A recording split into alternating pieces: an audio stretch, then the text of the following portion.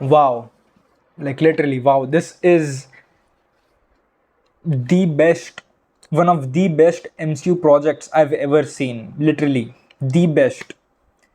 After a long time, a literal long time, literally since Endgame, this is the first time the MCU, the Marvel Cinematic Universe, has felt connected, has felt like this big cinematic universe has felt so connected that I literally cannot emphasize on it more. This is literally like this show, Marvel Zombies, which is an animated show and it's a rated R show. So of course, there is some gore going on over here, there is some good bloodshed going on over here.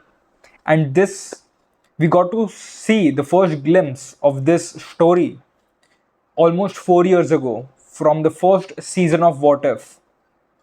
And after 4 years, we have received a continuation of that story about what happened in that universe of that one story that we watched 3 4 years ago. And we finally have it, we finally are seeing it.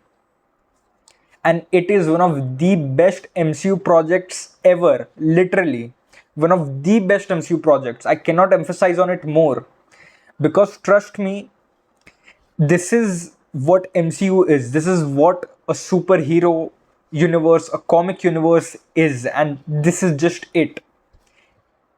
It's a 4 episode series. I mean, they could have made it in a movie. I don't know why they chose the series format. I don't know, whatever. But regardless of that, this is peak MCU. This is what MCU is. This is what MCU has been for me and you. This is what this cinematic universe has been. But we are seeing this in an animation format.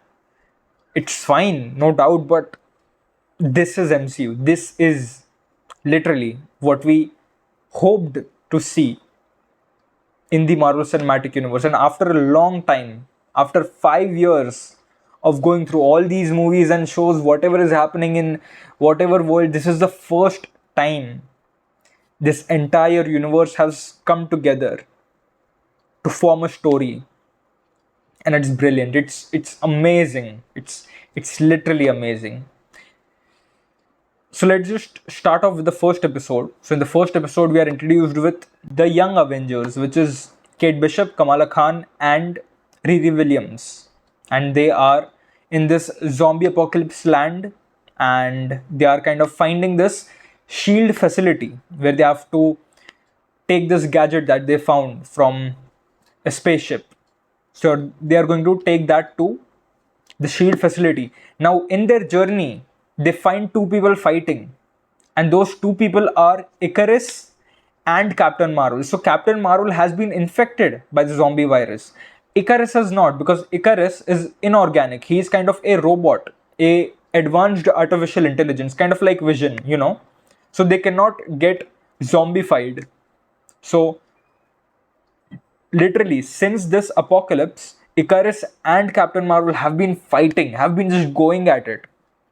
And that entire valley is called Valley of the Dead Gods or something like that. Valley of the Gods. And they are like just fighting for literally for some quite some years now. And suddenly, Kate Bishop just evaporates. And that is when it hits you. Like literally it hits you at that time. Holy shit, this is an R-rated series. There will be bloodshed and people will die off here. And that is what we see here. Literally just evaporates like this. Captain Marvel blasts her with whatever her photon blast or whatever her power is. With that power, she just evaporates like this. Bam. We see that skeleton evaporate too. I was like literally shocked for 2 seconds because you can, I mean, it starts off as kind of an animation, the same animation as What If. So you are like, okay, this will be another story. Good. You're just going through, and in an instant, a person just dies off, and you're like, what? It just takes you back a couple of seconds. So I was like, damn. Then we move on to the shield facility where the Yelena is there, where the Red Guardian is there, and his wife is there, mother of Yelena. and some widows are there. So the shield facility was with some widows, with some black widows and all of that, and they were guarding it. And they had this whole army of zombies who they had mind controlled through some device. And now they had went there. Now Dora Milaje, like a Dora Milaje, an officer of the Dora Milaje, she is the servant of the Queen of the Dead, who is Wanda Maximoff, who is the Scarlet Witch. So she's in her army, and many other kind of villains and superheroes are also there, like Abomination and some other, like Hawkeye too. Yeah, Hawkeye is also a zombie, and they are in Wanda's army. So Wanda is mind controlling the zombies, and the widows have their own mind controlled zombies on that side. So then they fight. Then in there are some sacrifices. Uh, Yelena's mother dies. Some widows die. They escape, and they go on to New Asgard. But before that, they go to this raft, the raft which is we have seen in the Civil War, and Baron Zemo is the baron of this raft, and they have people living in it. And we get to see that Namor is also zombified. Namor and his people, the Atlanteans, are also zombified, and literally Namor is so strong I cannot like describe his strength more. Like he literally took on all these sets of heroes. Like there is Kamala, there is Blade. Like again, Blade was just aura farming the entire time. Like literally, Blade had the powers of the Moon Knight in this one. So he was also talking with Khonshu. Even that crazy part was there. And like literally, Blade was entirely aura farming till the end of the series. Like literally, he was just.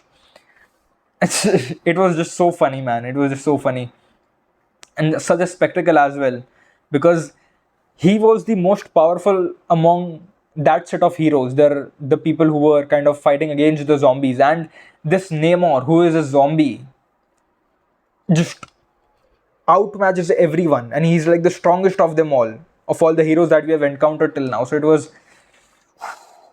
like they didn't show us Namor's strength in Black Panther Wakanda Forever this much. Like this is true strength of Namor, and they really showed us this in this one.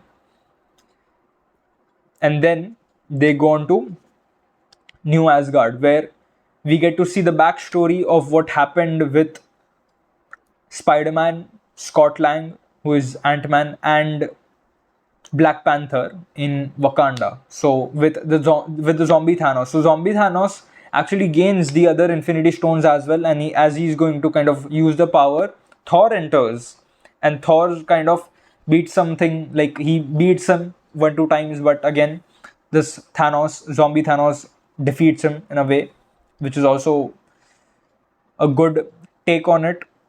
And then in the end, Black Panther sacrifices himself and pushes Thanos into this whole core of vibranium. So both of them fall inside, and the Infinity Stones are also diluted. They also just blast off, and their energy is just surging in the atmosphere. So we get to know that Thor actually survives, and he is there in New Asgard right now. But he's still pretty beat up, so he's kind of like that, he's kind of like that Ragnarok Thor still after these sort of events. And they go on to New Asgard, but they find that Scarlet Witch is the Scarlet Witch is still there, and she's like, and she kind of changes the reality of how people perceive her. So she appears to be human, but she's of course still undead. She's of course a zombie. So they again fight there. Then Thor finally awakens and he fights her. He gives her a good fight, but in the end they still defeat him. Then they go off into the space for to launch that gadget, that transmission that will help them to save their planet from a gadget, and that transmission will be transferred to the Nova Corps. So the Nova Corps are like this patrol police of the entire universe. So they help with some kind of things and here and there that are happening, mishaps in the universe. So the Nova Corps now, they're already there. on the outer atmosphere of Earth to kind of shoot down at anyone who comes out of Earth, because they do not want that zombie plague to spread. So they literally shoot down them. They literally shoot down these heroes who are coming out of Earth to call them for help. So again, this is, you see, this is what I'm talking about. This is where the MCU feels connected. I mean, sure, this is not the main timeline. This is not the main sort of events that are happening in the main 616 timeline. This is some out there in the multiverse somewhere. Somewhere it's happening. But this is where this entire universe feels so connected. Like literally, you have your Eternals, you have your Moon Knight, you have your Blade, you have your Wakandans, you have your Scarlet Witch, the Avengers, the New Asgard thing, you have Namor, you have Black Panther, you have all this, everything. Like you have Skrulls in there. There's also a sequence with Skrulls with like a Mad Max Fury kind of setting going on where they are fighting off these Skrulls. So it's literally, this is the most connected MCU has ever been. You have your Widows, you have these Avengers, you have Kamataj, you have these Sorcerers, you have Hulk. It's just amazing. So yeah, as they're dropping down, they are saved by the Sorcerers, and the Sorcerers are of course from Kamataj, and they take them to Kamataj, and they say that Hulk, Bruce Banner, has been put in place as an anchor to hold all this infinity energy that has been flowing, that flew out of the Infinity Stone. So he's been put there to hold them together, and now he's transformed into this Infinity Hulk with like huge power, and he's literally keeping the world steady right now. And so now the last battle is at this place with Spider-Man 2, and again, Spider-Man is also an amazing character in here. I mean, some of his moves are amazing. Like literally ripped off all these zombies' heads with his weapon. Like, psh, amazing.